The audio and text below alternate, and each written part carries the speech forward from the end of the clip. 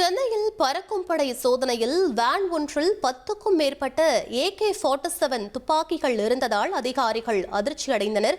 விசாரணையில் அது டம்மி துப்பாக்கி என தெரிய வந்திருக்கிறது. இது பற்றிய மேலும் விவரங்களை எமது செய்தியாளர் சோலமன் வழங்கிட கேட்கலாம். சோலமன், என்ன நடந்தது? இந்த சம்பவத்தின் பின்னணி என முழு விவரங்களை பதிவு பண்ணுங்க.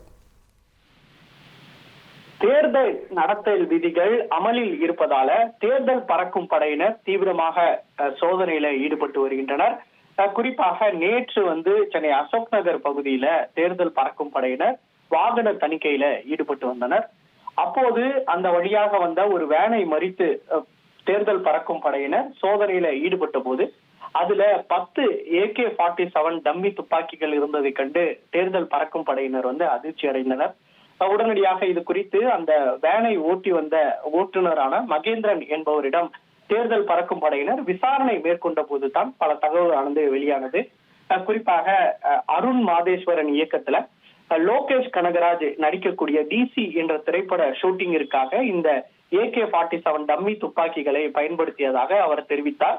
அதற்குண்டான லைசன்ஸையும் தேர்தல் பறக்கும் படையினரிடம் அவர் காண்பித்த நிலையில அதனை பரிசோதித்த அவர்கள் தகுந்த ஆவணங்கள் இதுல இருந்ததால உடனடியாக அனுப்பி வைத்தனர். இந்த AK-47 இருந்த துப்பாக்கியால தேர்தல் பறக்கும் படையினரே ஒரு நிமிடம் அதிர்ச்சி அடைந்த நிலையில இது தொடர்பாக விசாரித்த போதுதான் முழு தகவல் தெரிய அனுப்பி வைத்தனர்.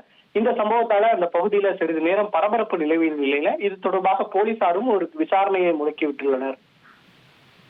விவரங்களுக்கு நன்றி சோலமன்.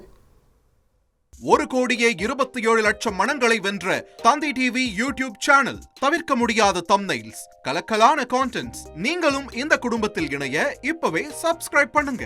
அசுரபலம் கொண்ட எங்கள் டிஜிட்டல் கரங்களில் உங்கள் விளம்பரங்களை சேர்க்க வாட்ஸ்அப் பண்ணுங்க. 8939888378. Email advtthanditv@dttv.in.